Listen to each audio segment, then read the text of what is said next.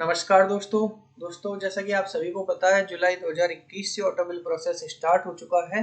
और जुलाई का महीना दोस्तों तो सभी को इंक्रीमेंट भी लगाना है, नए डीए रेट्स भी आए हैं, आरजीएचएस भी है।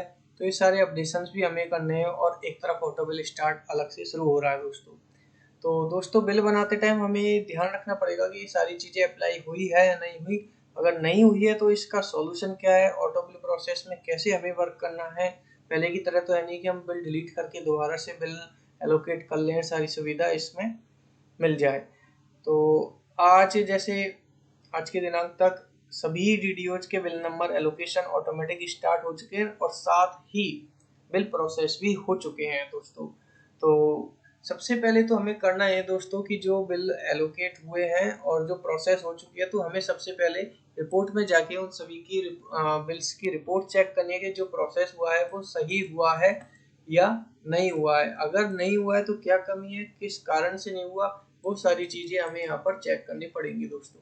तो सबसे पहले तो मैं आपको यहाँ पर एक डेमो बता रहा हूँ इस वीडियो में पूरा कि किस तरीके से हमें ये पूरा ऑटोबिल प्रोसेस का काम करना है दोस्तों। ये पूरी लाइव प्रोसेस है।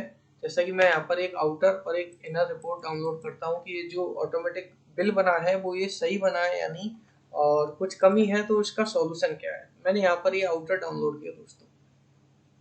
सबसे पहले तो हमें देखना पड़ेगा दोस्तों कि सबसे पहले डीए रेट हम चेक करते हैं कि नई डीए रेट जो 28% वो यहाँ पर अप्लाई हो चुकी है या नहीं। तो जैसा कि यहाँ बेसिक आ रहा है, इसके अकॉर्डिंग नया डीए अप्लाई हुआ है। ये देखिए दोस्तों, नया डी रेट ऑटोमेटिक लग चुकी है और एग्जैक्ट बिल्कुल सही लगी है।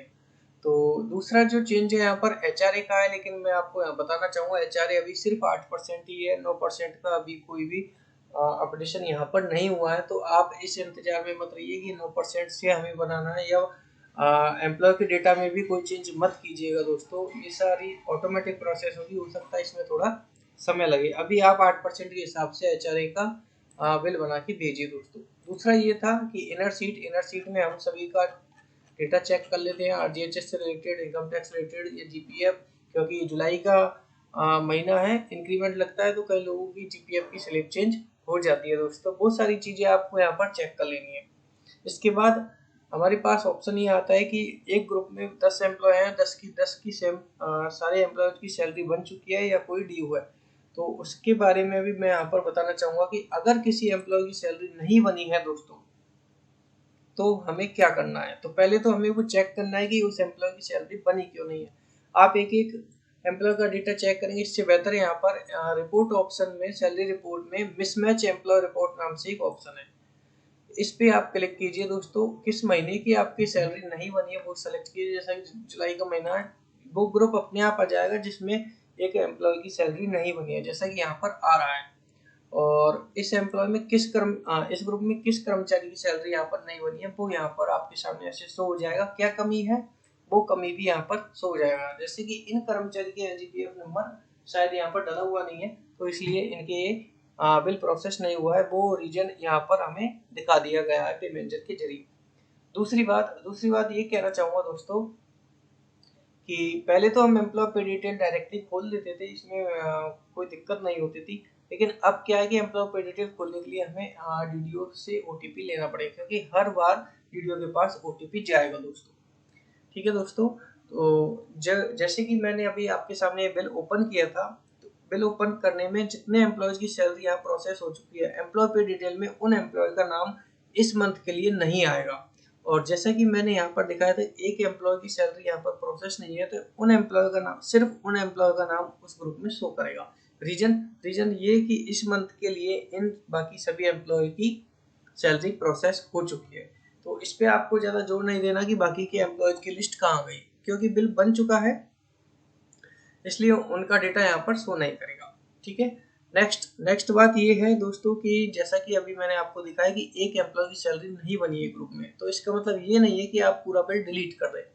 यहाँ पर आपको बिल डिलीट नहीं करना है दोस्तों। जो ऑटोमेटिक बिल जो एलोकेट हुआ है वो आपको डिलीट नहीं करना है दोस्तों। करना क्या है वो मैं आपको बता देता हूँ दोस्तों। करना आपको ये है कि सैलरी प्रिपरेशन में सैलरी बिल कंफर्मेशन नाम से एक ऑप्शन है, इस ऑप्शन पे आप क्लिक कीजिए दोस्तों। आप देखोगे कि जो आपका ग्रुप है उसके सामने यहाँ पर रिजेक्ट का ऑप्शन है, और रिजेक्शन में आप वो रीजन लिख दीजिए कि हमारे इस एम्प्लॉय की सैलरी यहाँ पर प्रोसेस नहीं हुई है, तो आप इसको रिजेक्ट कर दीजिए दोस्तों। बिल डिलीट मत कीजिएगा, सिर्फ यहाँ से रिजेक्ट कीजिएगा। होगा क्या दोस्तों, रिजेक्शन करने के बाद जो प्रोसेस है वो डिलीट हो जाएगी, ना कि बिल डिलीट होगा, सिर्फ बिल की प्रोसेस डिलीट होगी दोस्तों।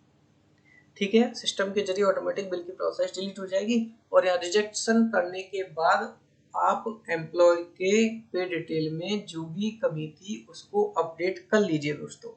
24 आवर बाद ये सिस्टम ऑटोमेटिकली नई प्रोसेस से बिल जनरेट कर देगा। तब आप फिर से चेक कीजिएगा कि जो आपके एक एम्प्लॉय छूटे थे उनका बिल प्रोसेस हुआ है या नहीं हुआ है, वो आप 24 आवर बाद चेक कीजिएगा दोस्तों।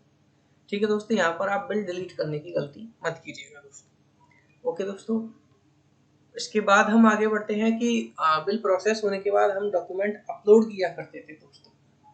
पुरानी प्रोसेस में हम बिल एलोकेट होने के बाद डॉक्यूमेंट अपलोड किया करते थे, उसके बाद डीडीओ फॉरवर्ड किया करते थे दोस्तों। अब क्या हो रहा है कि ऑटोमेटिकली बिल फॉरवर्ड हो रहा है। मैं आपको दिखाता हूँ कैसे। आप व्यू बिल स्टेटस में जाइए, व्यू बिल स्टेटस में आप चेक करोगे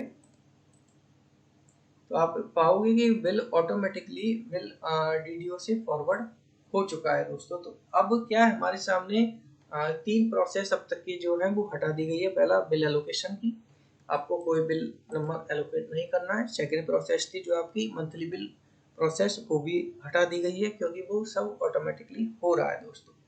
थर्ड प्रोसेस थी आपकी डीडीओ फॉरवर्ड वाली, वो भी हटा दी गई है। आप देखोगे बिल सिस्टम में ऑटोमेटिकली डीडीओ फॉरवर्ड यहाँ पर हो चुका है दोस्तों। इसके बाद क्या करना था आपको दोस्तों, डॉक्यूमेंट अपलोड करने। जुलाई का महीना है, इंक्रीमेंट ऑर्डर अटैच करना है सभी के दोस्तों।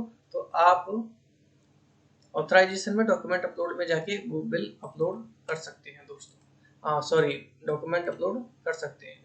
जो भी आपके डॉक्यूमेंट है वो यहाँ से आप अपलोड कीजिए दोस्तों। ठीक है दोस्तों, इसके बाद डॉक्यूमेंट अपलोड करने के बाद आपको क्या करना था, आपका बिल तैयार हो चुका है। अब आपको कंफर्म करना था दोस्तों कि हमारा बिल सही है। तो वो कंफर्म कैसे करना है, सैलरी प्रिपरेशन में आइए, सैलरी बिल कंफर्मेशन, इस ऑप्शन में आइए दोस्तों। यहाँ आप देखोगे कि आपके सामने आपके बिलों की डिटेल पूरी आ रही है दोस्तों।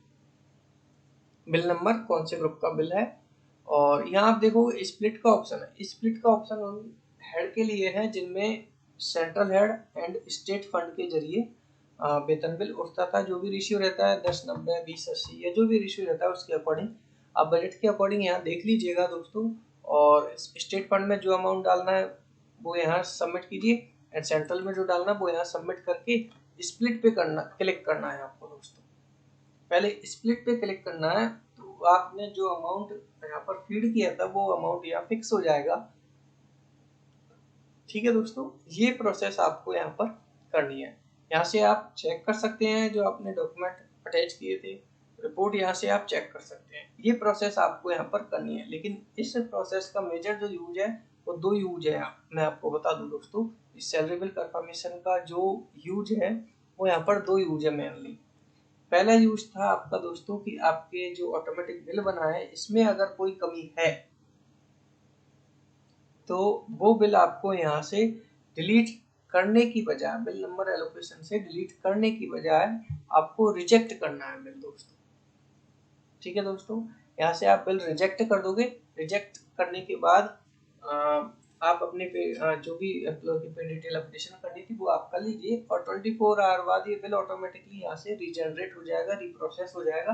नई रिपोर्ट आप चेक कीजिए, उसमें कोई कमी है तो फिर दोबारा रिजेक्ट कीजिए दोस्तों। ठीक है दोस्तों, दूसरा जो मेजर यूज था वो यहाँ पर स्टेट फंड और सेंट्रल फंड का है दोस्तों।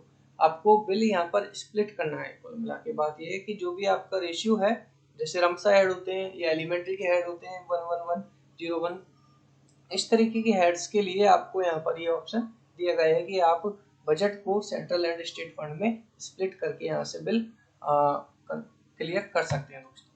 ये सब करने के बाद आप अपनी रिपोर्ट्स इजीली चेक कीजिए दोस्तों।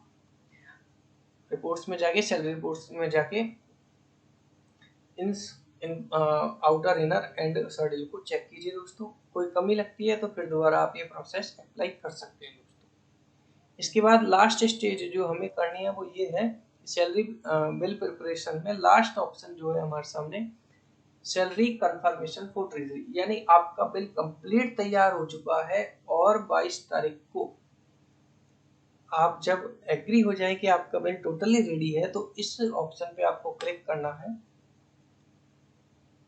और आपके सारे बिल, इस मंथ के सारे बिल एक साथ ट्रेजरी में फॉरवर्ड हो जाएंगे बिना डिजिटल सिग्नेचर डोंगल का यूज किए। आपको इस बार कोई डोंगल, सिर्फ वेतन बिलों के लिए डोंगल यूज करने की कोई आवश्यकता नहीं है। आप यहाँ पर क्लिक कीजिए, देखिए आपके सामने यहाँ नंबर आ रहे हैं और इस नंबर पे ओटीपी जाएगा, इस पे क्लिक कीजिए और इस तरीके से आपकी प्रोसेस यहाँ से शुरू हो जाएगी दोस्तों। ठीक है दोस्तों।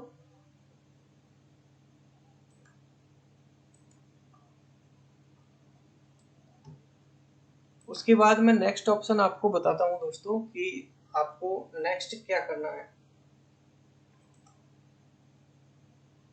अगर आपके जो पेमेंजर है उसमें 10 हेड है, फॉर एग्जांपल 10 हेड है, इनमें वेतन बिल प्रोसेस आपको 8 के ही करने हैं, बाकी के 2 ग्रुप जो काम के नहीं हैं वो नहीं करने हैं, यानी उनके जो रिटायर्ड है, सपोज फॉर एग्जांपल आपके रिटायर्ड ग्रुप एम्प्लॉयज का कोई ग्रुप है, उसका बिल आपको प्रोसेस नहीं करना है।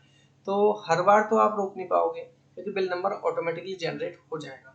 तो पूरे ग्रुप का ही बिल प्रोसेस रोकने के लिए एक ऑप्शन है यहाँ पर सैलरी प्रिपरेशन में, ग्रुप पेमेंट स्टॉप। इस ऑप्शन पे आप क्लिक कीजिए दोस्तों। ये जितने भी हेड है आपके पे मैनेजर में लॉगिन में वो सारे यहाँ पर शो हो जाएंगे और आपको वो सेलेक्ट करके यहाँ से और इसे सबमिट कर दीजिए दोस्तों। जैसा कि मैं ये करता हूँ कि मुझे इन ग्रुप्स की सैलरी नहीं बनानी है, इस तरीके से आप इनका ये सैलरी स्टॉप कर सकते हैं दोस्तों। ठीक है दोस्तों।